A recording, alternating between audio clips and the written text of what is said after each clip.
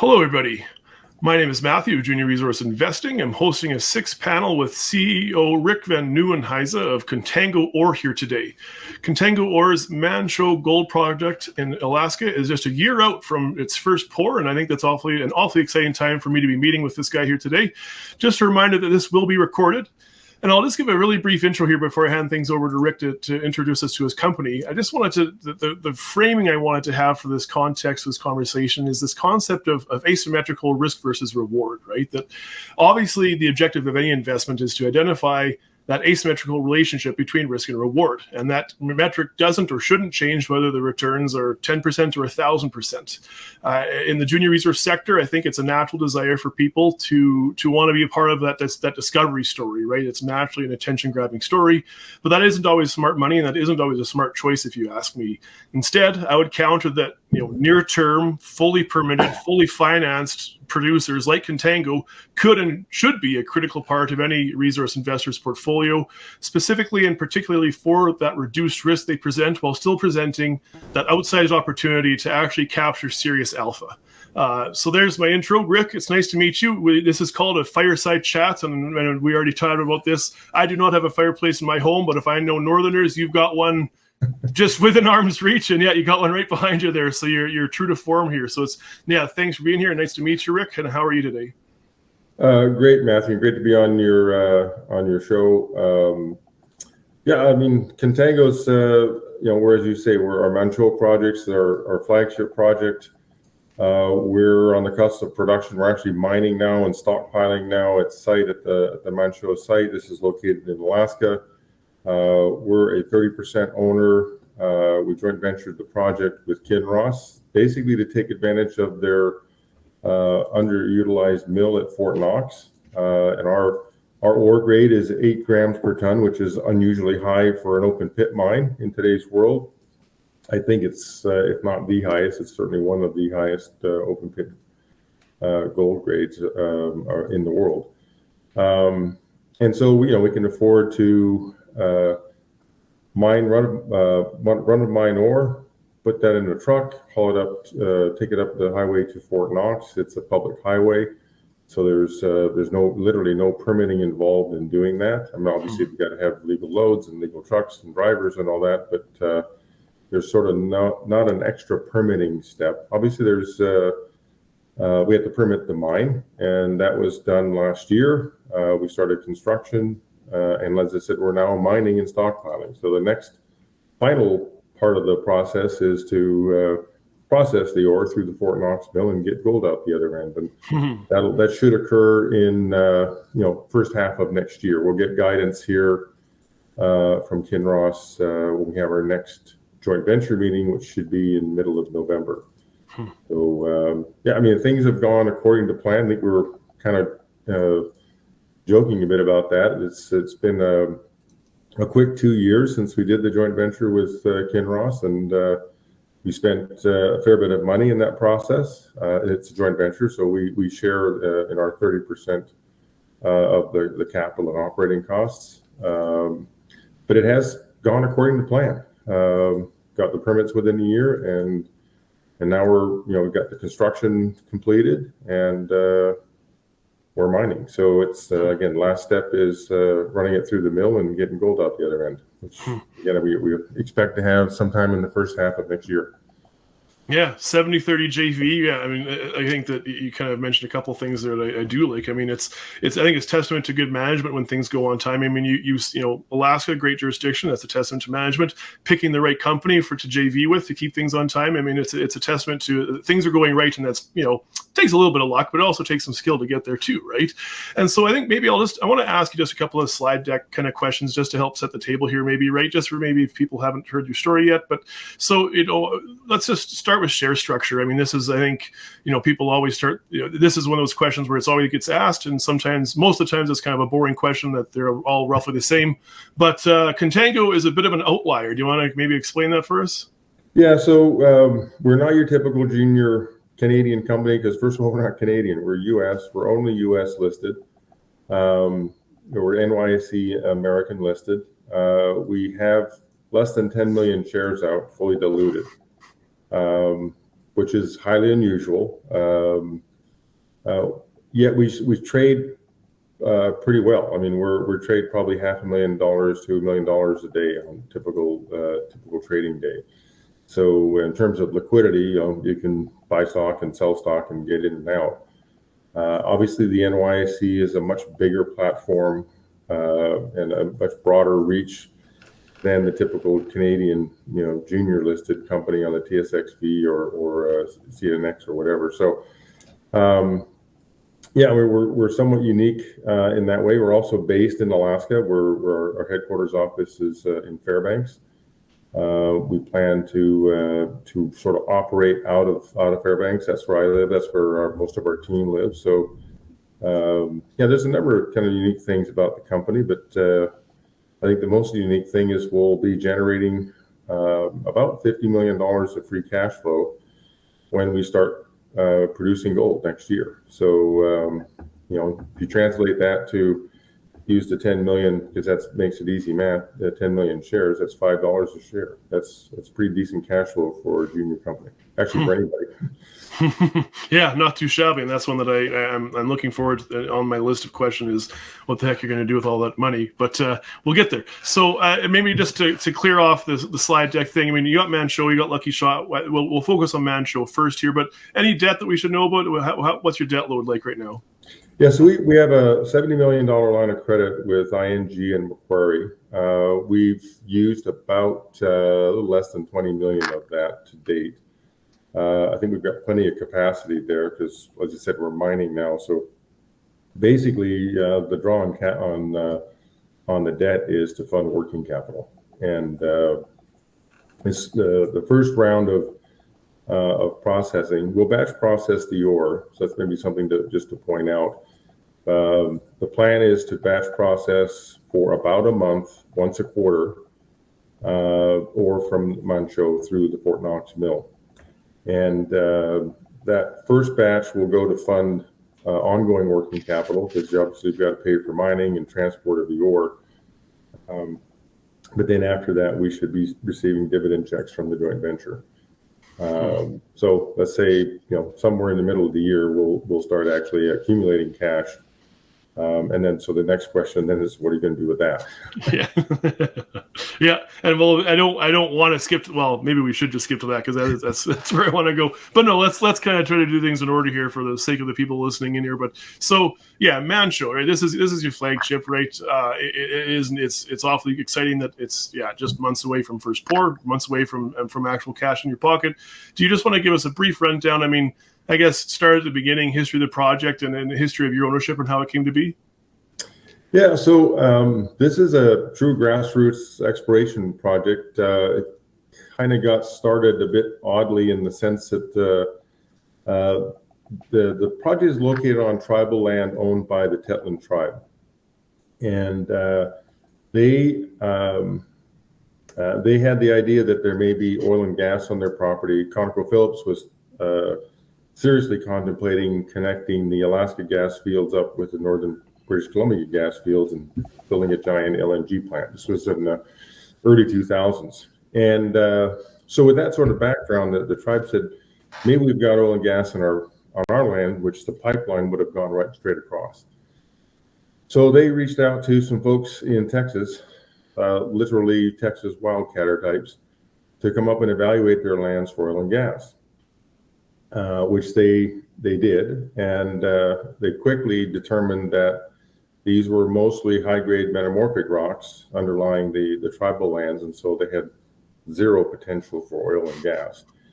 But the tribe and the guys from Texas got along well, and they said, well, what about exploring for minerals? And so they basically pivoted. They hired a local Alaska geologist who happens to be one of my best friends, Kirk Freeman, who runs at the time ran Avalon Development. They engaged Avalon Development to explore these lands for oil and gas, for minerals. And this, again, what's somewhat unique again, this land had never been open to anybody to explore for anything before this. So Kurt and his crew were really the first people to do grassroots exploration on this rather large block of ground. It's just to put it in perspective, 675,000 acres, which is roughly the size of Rhode Island, the state of Rhode Island. That's a small state, but it's still a state. And so, Kurt and his crew did grassroots stream sediment geochemistry follow-up, and over a period of about 3-4 years, they identified what has become now the Manh Choh deposit, which is roughly a little over 1 million ounces of gold at 8 grams per ton. So as a reserve now.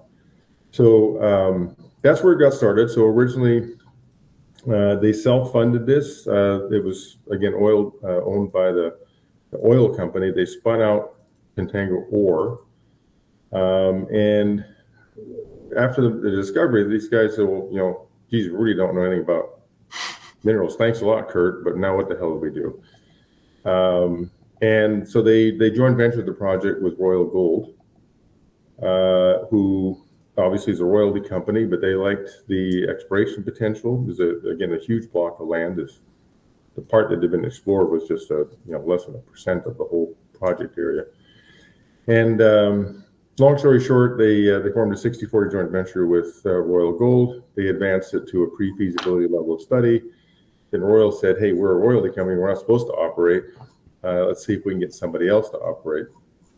But it was a bit of a disadvantaged arrangement because they only own 40% of the deposit, and if you're the operator, you don't want to. If you're a new operator, you don't want to buy 40% and have a minority position and have all the responsibility of being operator, et cetera. So that's when I stepped in this would be 2019 now, 2020, and rearranged the whole thing so that Royal Gold got a royalty. Kinross, who we knew had interest and who had expressed interest before, and who we also knew had an underutilized mill, we formed a 70-30 joint venture, with us basically selling 30% of our 60%, rearranging a few things with Royal Gold, who owned some shares of Contango. We got our shares back, which again reduced our share count, and gave them a royalty. So that's how we've ended up now with the 70-30 joint venture with Kinross. The Tetlin tribe has a royalty, and Royal Gold has a royalty. So everybody kind of got what they wanted and what was sort of appropriate from what they're supposed to be about. Kinross gets a majority interest and is the manager and operator, and it's their mill, and they know it well. It allowed us to sort of, I hate to use the word fast track, but literally there was very little to permit. The mine is located on top of a hill, so there's not a lot of water to impact. That reduces permitting risk. Mm-hmm. And we weren't building a mill in a tailings facility, so that reduced power requirements. We don't use a lot of power because there's not a lot of water, and there's no tailings to manage. And obviously, with no tailings facility, hugely simplifies your permitting timeline and all the levels of risk.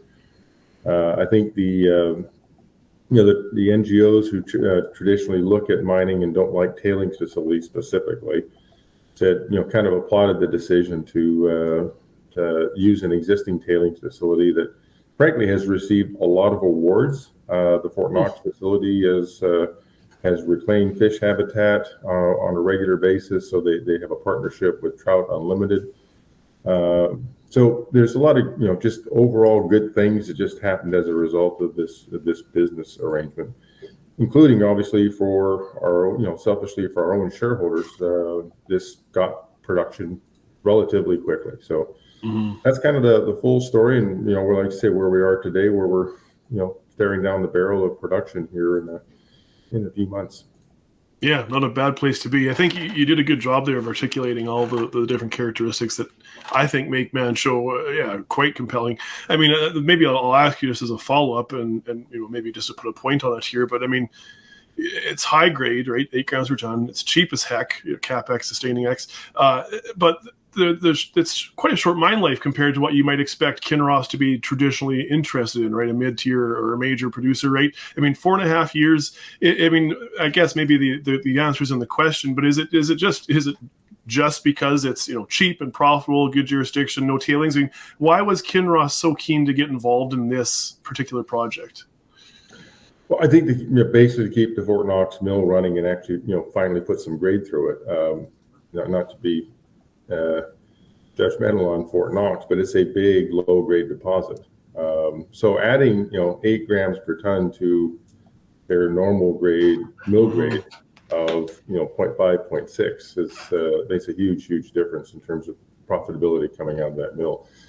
Just to put it in context, this doubles the size of production from the Fort Knox mill for Kinross. If you look at it from Kinross's perspective, that's a significant increase. And if you add our 30% in, it becomes a tier one asset. So yeah, it's very important for Fort Knox. And in terms of the 4.5 year mine life, we just got to drill more holes. So when back in that history of the project, how it came about, this was sort of privately funded effectively by Contango friends and family. Officially, it was traded on the OTC, which means that nobody traded it. It was just just only friends and family who owned the stock. It was not a liquid company by any stretch of the imagination. So, they had sort of tapped out friends and family, and then that's why they formed a joint venture with Royal Gold. But then Royal Gold said, "Well, wait a minute, hey, we're a royalty company. That's all we really want here." So when we rearranged all that, I think again everybody got what was sort of appropriate out of it. But we had to then transition from a friends and family company to a real listed company. So the first thing we did was get it uplisted to the NYSE American, and then work on getting it traded. Telling the story and saying, here's who we are. Because 2 years ago, nobody knew who Contango was, and we still have a long way to go to get the story out and people understanding that, hey, who's this company that's going to generate $50 million of cash flow next year? So and now that's the situation we're in now, which is a great position for us because sometimes it's good to not be known. Gives people like me an opportunity to maybe jump in at a little bit of a late stage in the game, so I'm not complaining. But fair enough.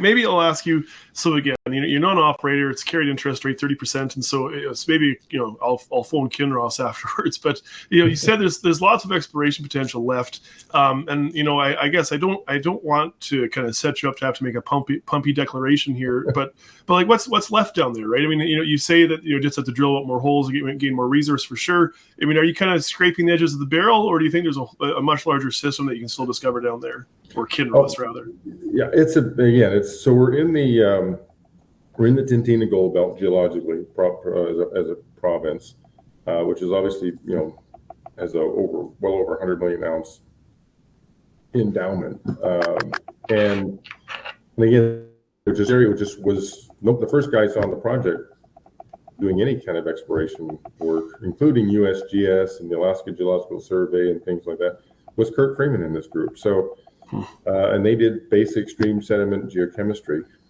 They got focused in on the area where the deposit is because it's the closest area to the highway and the closest area to Tok, that's where they based out of. They had a helicopter. This is all kind of rolling hills, kind of interior Alaska country. It's not big mountains.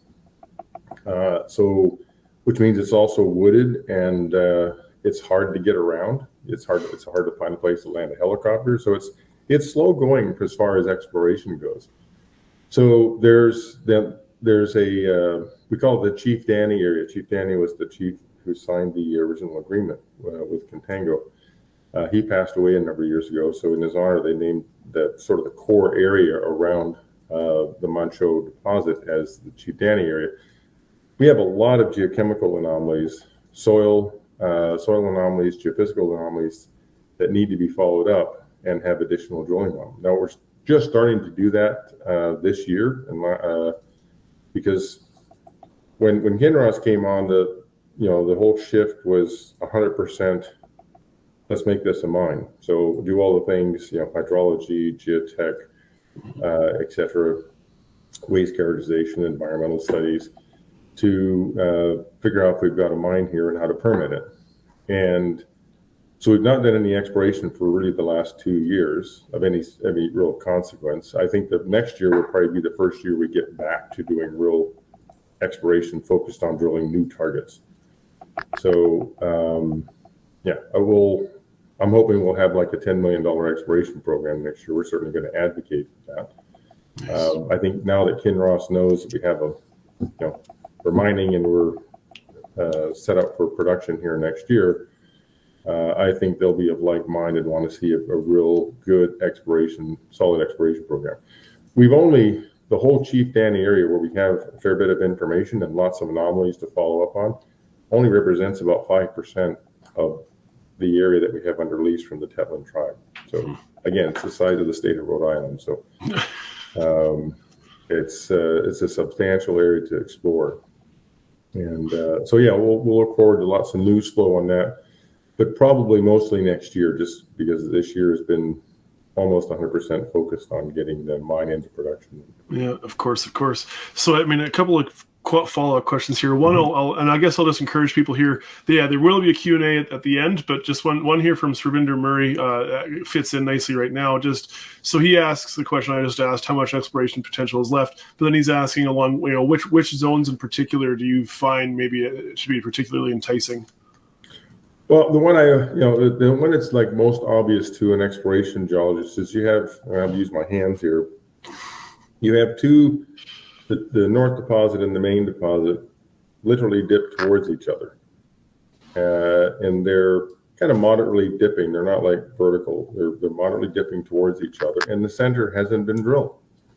The middle, where they project towards each other, hasn't been drilled. So, that's an obvious target. Now, part of the reason why you say let's delay on that is because they may well be out of the depth of what is mineable from an open pit. So then it would become an underground scenario, which you probably wouldn't get to until you establish the pits. And then maybe you'd ramp down and go get it. So, there's some logic as to why that hasn't been drilled yet. But that's a good example. It's right between the two known deposits, and it still hasn't been drilled because they're deeper holes. And when you're allocating budgets and you're saying, well, do I want to drill a 700 meter hole, or do I want to drill 300 meter holes?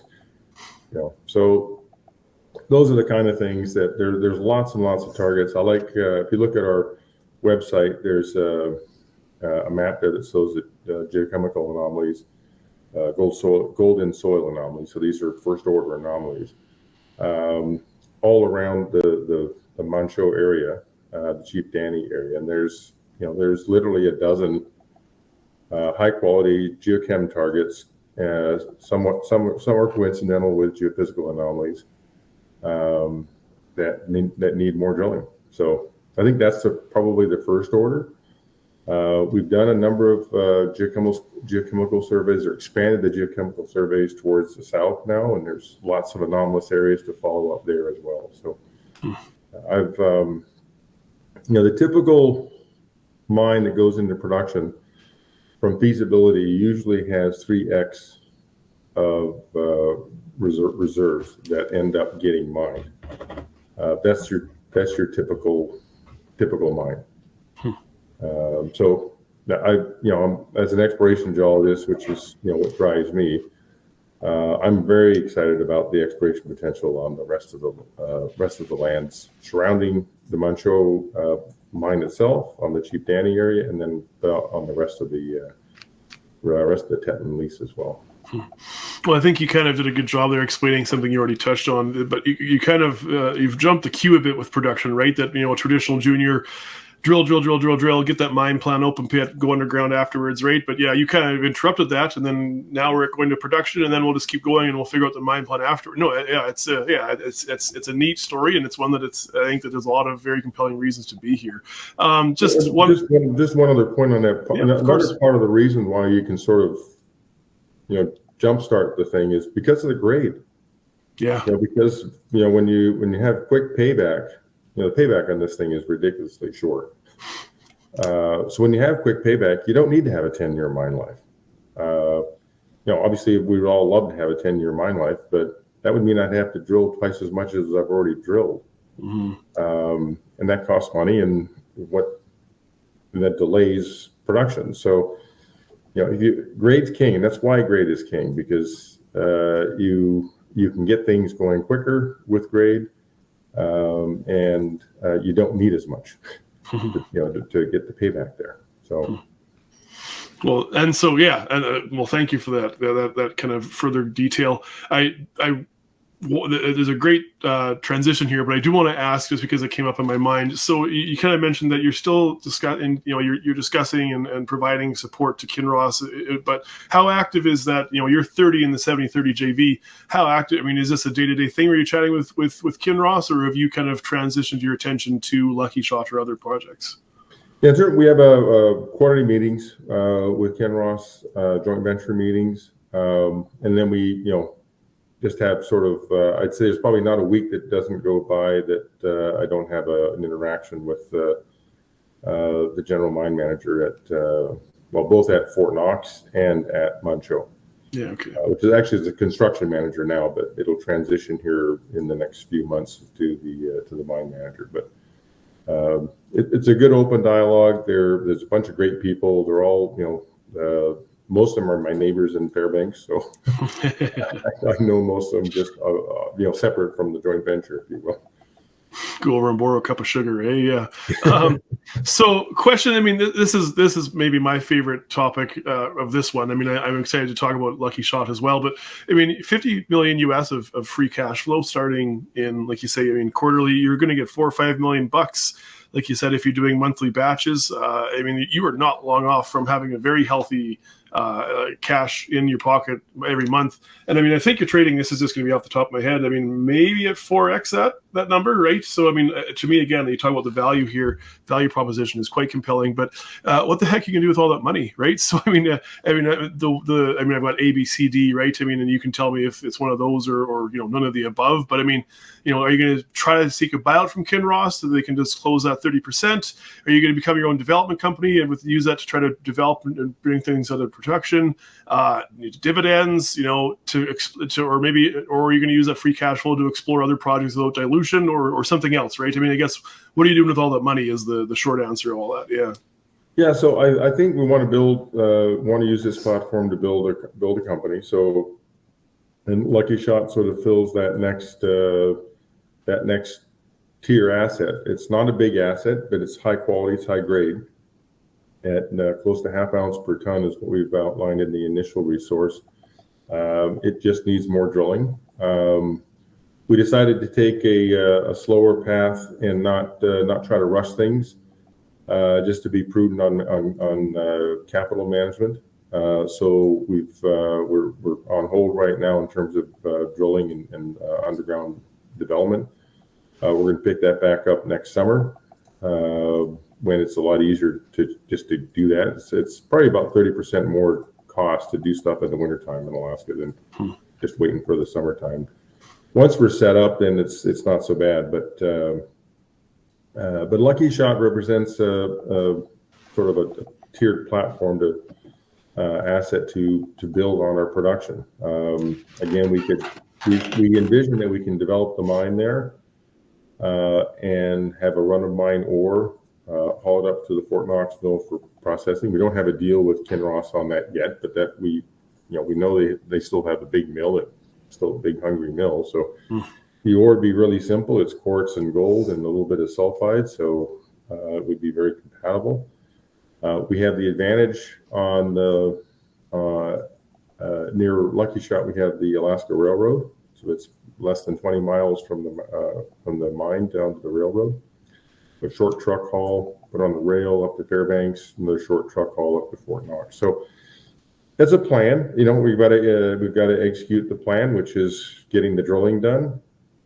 Our objective is to outline a 400,000 ounce resource there and develop a mine plan around that might be sort of 40, start out at 40,000 ounces of annual production and maybe grow that to 50, 60. Again, not big, but it almost, you put a plan together where you could almost double your production for a very little capital. You're probably talking in the neighborhood of $25 million to do all that.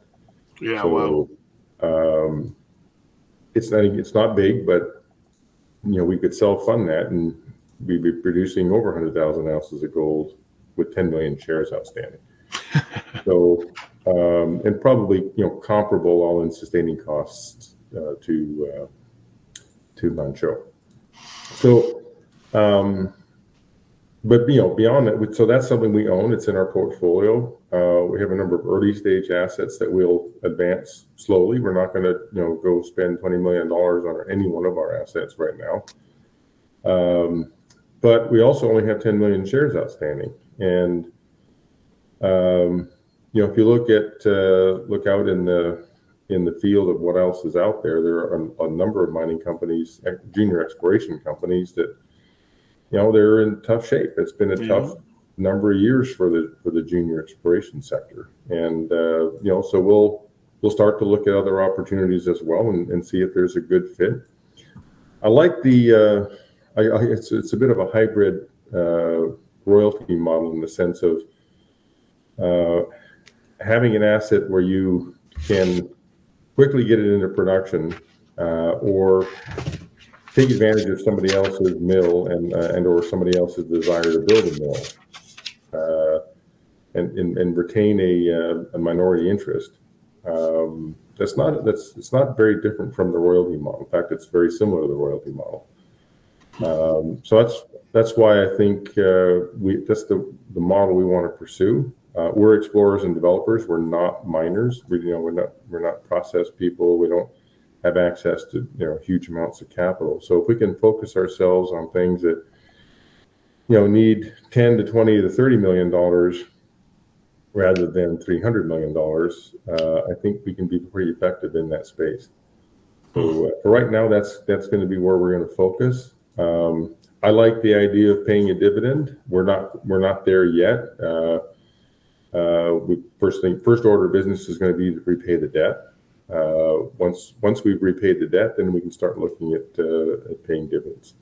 But that would be very appealing to me personally as a shareholder. So that's definitely something that's going to be in our mind as we continue to develop the company. Well, and I like that long-term vision, right? It's not just a one and done where, you chisel it out for 5 years and then you've got nothing left at the end of it beyond just a little bit of cash in your pocket. But you're kind of in the process of empire building then, if I can be a little glib, right? That this is your nest egg with which to move forward and do it again and again and again and get that scale going. It's a clever one, and I guess I was just going to comment really quickly. Having cash in this market is a huge boon, right? It's tough. You feel bad for people, but you can't. They'll cry in their own beer. You've got money that you can make hay with, right? That's a very, very advantageous position to be in. But I guess maybe the question I have then, was this always your plan? I think it's clever, right? You've got this very, very cheap, high grade, kind of smaller deposits within driving range or within a decent radius of Fort Knox or other mills. Did you kind of and then again you're doing this similar sort of thing to Lucky Shot. Was this kind of your plan all along, or did this kind of just fall into your lap? Like how did this sort of I hesitate to call it just an exploration thesis, but exploration development thesis. How did this kind of come to fruition? Yeah, so like a lot of things, the short answer is complicated. The original plan was to reorganize things with Royal Gold and get 100% of the project back. Because Royal Gold had kind of gotten themselves in a position where they owned 40%. They really couldn't sell that. And so the original plan was to reorganize that. Kinross kind of stepped in the middle of that by saying, hey, we'd like to own the whole thing. And but variety of things. I mean, this was 2020, so first year of COVID. Markets are goofy as hell. Share prices are going up and down like a yo-yo. Ours, Kinross's, and so we ended up. The original plan was to get 100% and then go have the conversation with Kinross. Kinross stepped in the middle of that. They wanted 100%, but they also wanted to use their paper and wouldn't protect the downside on their paper. So long story short, we really couldn't come to an agreement on selling 100%. And so we ended up with the 70-30, and of course, you know, when I stepped in, the original plan was to get 100% and then go talk to them. So we kind of got there in a bit of a roundabout way. If we had 100%, we would have ended up with more of a 50-50 deal. But we didn't have 100%. We only had 60. So, but so to answer your question, that's how we got to where we were. But that original vision was to get 100% and then go do something with 100%. So with things like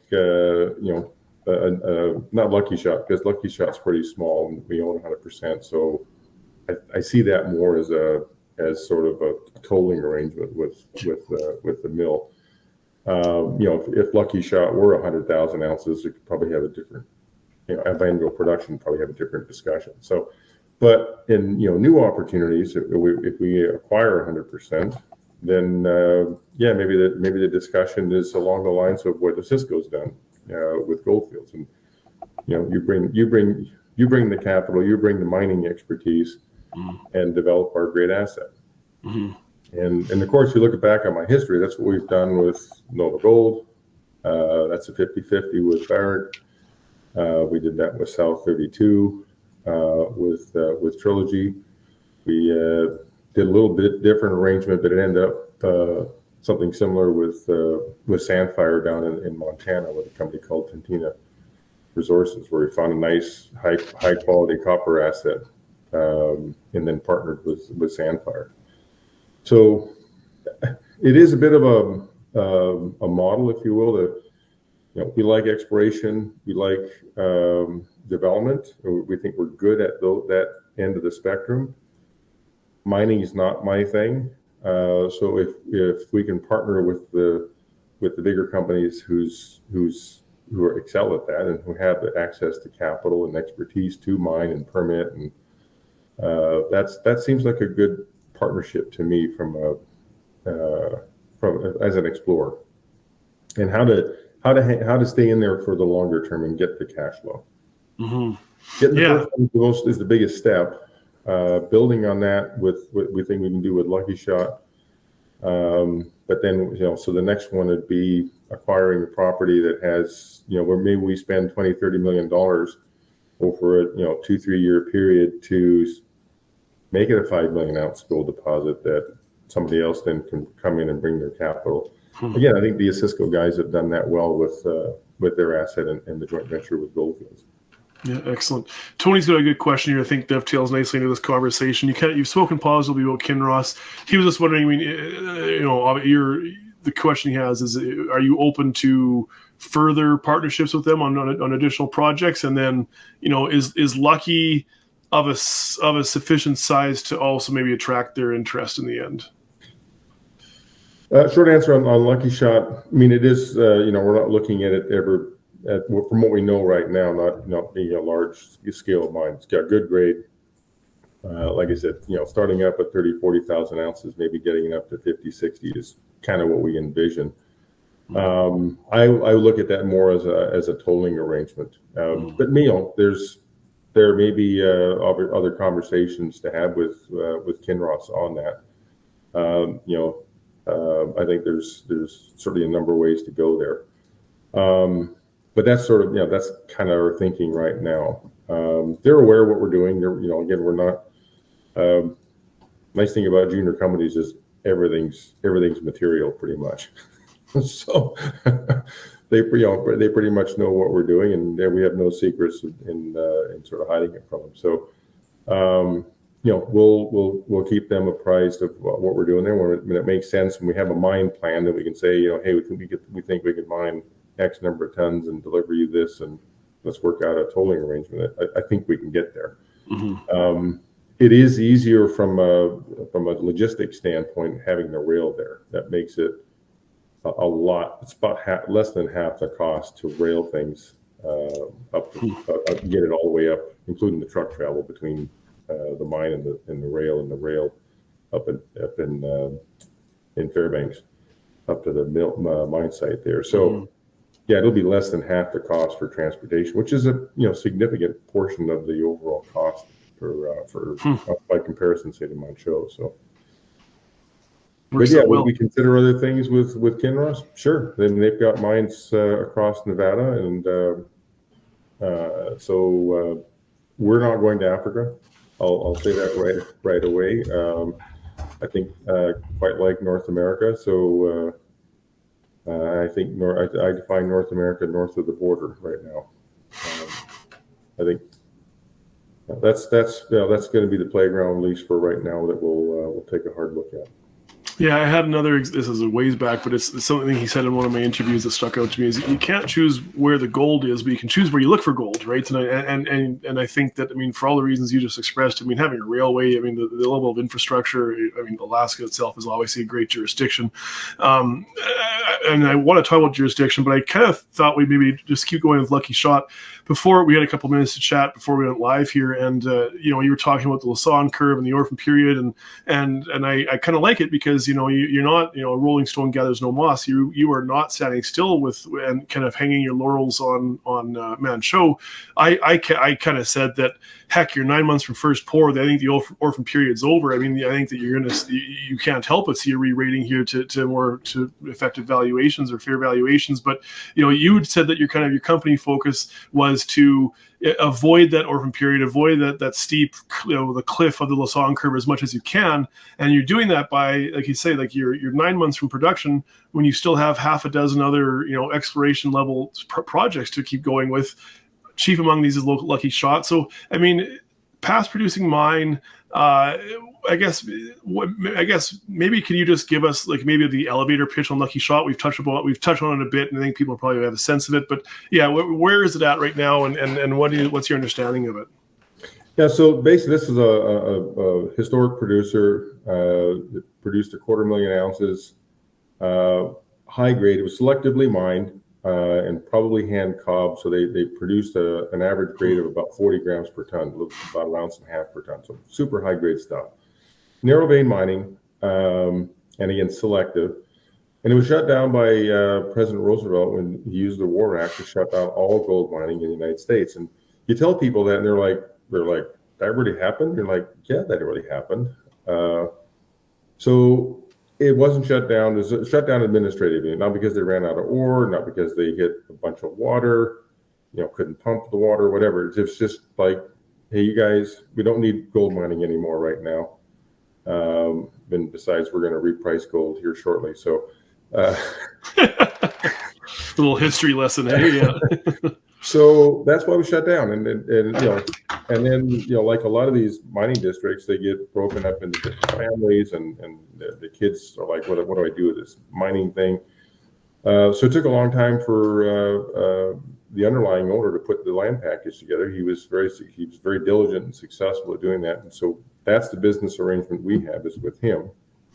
And he lives out in the neighborhood, so he's a neighbor.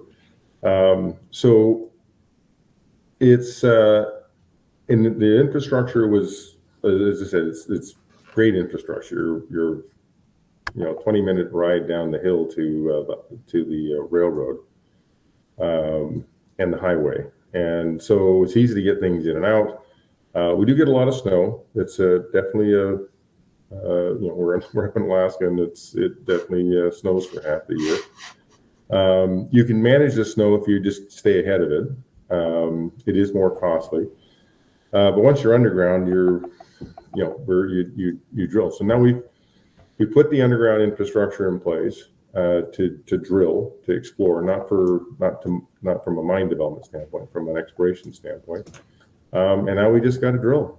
So we'll pick that back up in the summertime, and objective is to outline about 400,000 ounces, and then develop a mine plan around that. We figure that's, if you're mining 40,000 ounces a year, that's a 10-year mine life. That's plenty of runway. We'll obviously, when we have a mine plan, we'll sit down and talk with the Fort Knox folks and hopefully work out a tolling arrangement. There are other options.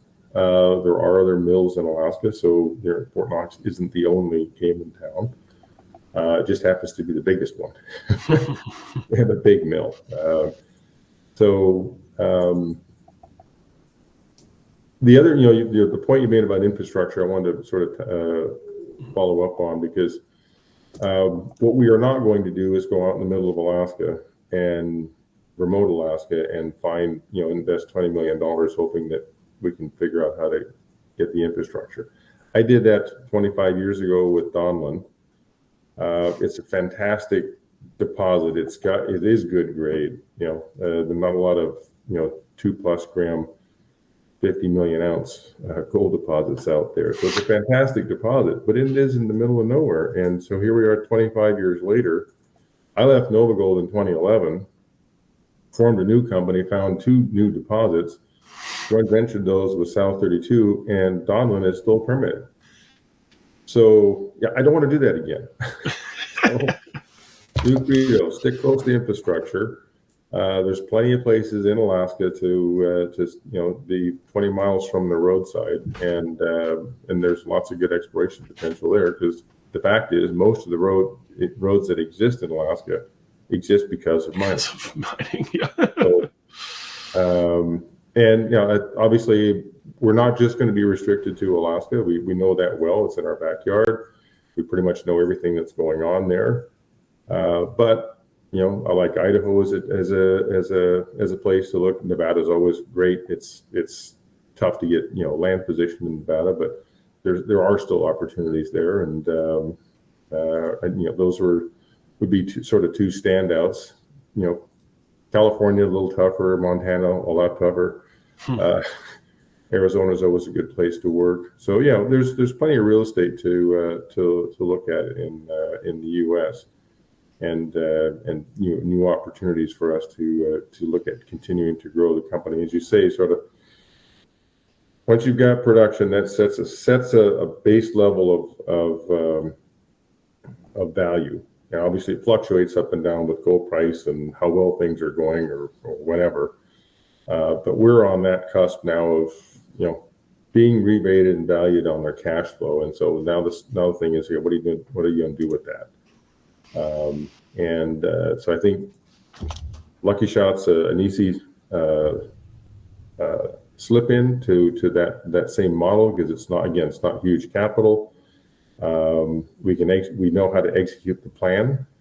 So it's just drill a lot of holes. We're just drilling down dip from where they mined high grade gold before. So geologic model wise, it's not complicated. It's a quartz vein and a granodiorite. How much does it cost to mine it and develop it? Obviously we've got to do work there, but grade's king. So when you have close to ½ ounce per ton, that's a good grade to work with. And again, not building a mill and tailings facility, that gets rid of the valley of death, or at least shortens it hugely. We're fully permitted for mining. We're mining now. We're just not mining ore, right? I shouldn't say now. It was a few months ago, but we are fully permitted to mine. So if we mine and put ore in a box and haul it down to the rail and haul it up to Fairbanks and then haul it up to the Fort Knox mill with a truck, there's costs associated with that. But we know we've got a really good idea what they are, and they're less than Manh Choh. And Manh Choh's 8 grams per ton. So what is our mining cost? So it's none of this is horribly complicated, and that's the other thing I want to try to focus on is less complications, really simplify permitting, and really simplify how to have this discussion with whether it's offtake tolling arrangement. We can deliver this many tons of this grade. That's what Fort Knox would like to know. Obviously, to work out a tolling arrangement with us. Yeah, I mean, I think it's clever as heck, right? I mean, for all the reasons you just explained. I mean, you mean if it's cheap, Manh Choh is already. I mean, is Manh Choh around what's the ASIC on that? Is it $1,000? No, what was 750? 11, little over 1100. $1,100. I mean, and so a pretty good ASIC, right? And I mean, so just cash in hand every single ounce. I mean, you've got higher grade but cheaper. And I mean, you say it's only a 500,000 ounce deposit. And I think sometimes people, we get used to these, 5 or 10 million. We get used to these larger ones in terms of how we do our, or at least I do in terms of my mental calculations for value. But I mean, for you, 65,000 gold equivalent ounces coming out of Manh Choh once it's going, if you can get Lucky Shot up and going at the same time and take it up to north of 100,000 ounces, suddenly you're not a bad little production company, right? Even though your actual, like no tailings, no milling. I mean, like it's a good story. Maybe my question is, so what's the time, just on Lucky Shot, what is the timeline, right? Not like a realistic, things go reasonably well. When do you think you could actually start seeing ore sent off to a mill? Give us a couple of years to put a mine plan together. So, a little over a year to get it drilled and the underground development in place to do that. And then another year to execute that and put a mine plan together, and then with that, then we can sit down with the folks at Kinross Fort Knox and see if it makes sense to send it up there. Start to talk turkey. Yeah. So we have, I want to make sure that I stop on the hour here. I got 10 minutes. And so, I mean, I've been enjoying our conversation. I'm going to have to skip a couple of things I want to talk to you about, but jurisdiction, the one question I want to ask you was when you were kind of referenced the other places that you were maybe willing to look at. I mean, I'm also, jurisdiction is a big thing for me, right? I don't go anywhere in the world. I mean, I just think that there's so much risk already. Adding more above ground risk it's not my cup of tea, right? But I noticed it was all American states. None of I'm a Canadian, so now I'm offended, right? But is there a reason why you're sticking purely to the USA and not Canada, or just because the process, or why is that, or is that just a coincidence? Yeah, no, I just was talking about things that just kind of focused on the U.S. No, we like Canada. I think BC's got a great jurisdiction. All of Canada's a great jurisdiction. I'd say again with the caveat that it's close to infrastructure. So NWT and Nunavut, probably not. And we have no particular advantage there. I think Ontario, Quebec. It's not. There's things in Manitoba we would take a look at for sure. A little less in Saskatchewan, but there are there's certainly some there. Alberta's not probably not high on the list, but BC certainly is, and we've worked a lot in BC before, so that's a jurisdiction we probably feel really, really comfortable with. And going all the way out to Newfoundland, Labrador. So Northern Europe is probably another place we'd probably take a look. From a jurisdictional standpoint, good rule of law, traditional. Finland, Sweden, Norway were always traditionally mining countries, and they've now, with the adaptation of we've got a transition to the green new economy. They're really re-embracing mining in a big way in Northern Europe. So I think Spain and Portugal would probably be partly added to that list. And then the further east you go, the more complicated it gets because the closer to Russia you get. So and that sphere. So just talk to Kinross about that one, eh? Yeah. Well, interesting. So, I mean, I think that you make a really good point about Europe kind of rediscovering mining and the necessity of it, right? So I think that there's opportunities there too, for sure. That's an interesting point. I actually have a good one here. Tony and I kind of had the same question for you. So the way that I had phrased it, I mean, is I kind of discussed like hard versus soft permitting, or like the actual government process of achieving a permit and all the consultation that requires, but then also that buy-in from local communities, right, and community engagement process. It is huge in modern mining, and it's something that I actually mining has when you talk about jurisdiction, right, you look at other countries, very mixed bag approach. So in terms of the history of what mining did to those countries or regions, and so I do get it, right, and I think I'm supportive of this new process. I guess, do you want to just discuss like your company's approach, your efforts, how long was it? And then, I guess maybe it's going to be two questions in one here, and I try not to do that. But yeah, how much? Obviously, Alaska's permitting process is pretty advantageous to begin with. But then, what were you doing, in addition to or concurrent with that in terms of reaching out to local community engagement process? Yeah, I think the overall local community engagement, and regardless of whether it's an Alaska Native or not, is meet early and often and listen, sit down and understand what their concerns are.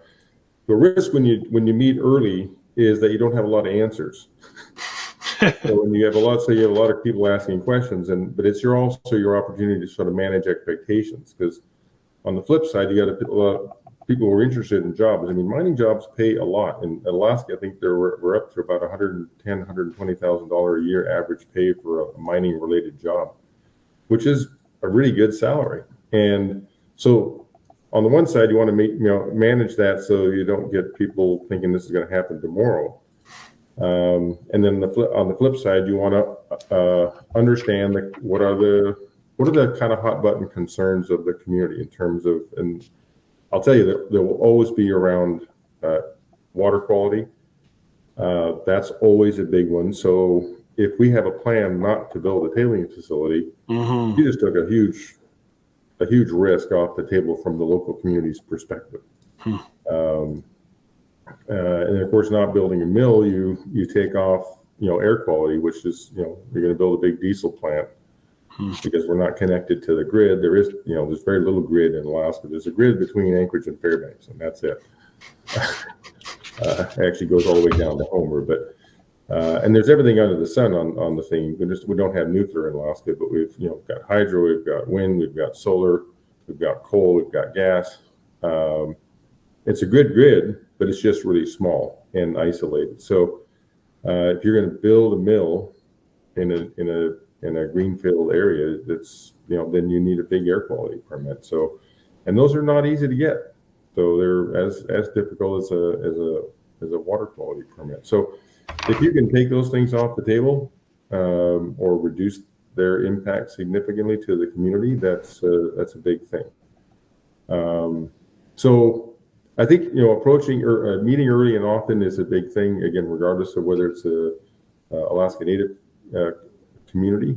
In the case of Tetlin, there are specific areas where we can train and bring local jobs and have a dedicated effort to do that. Not just talk about it, but actually do it.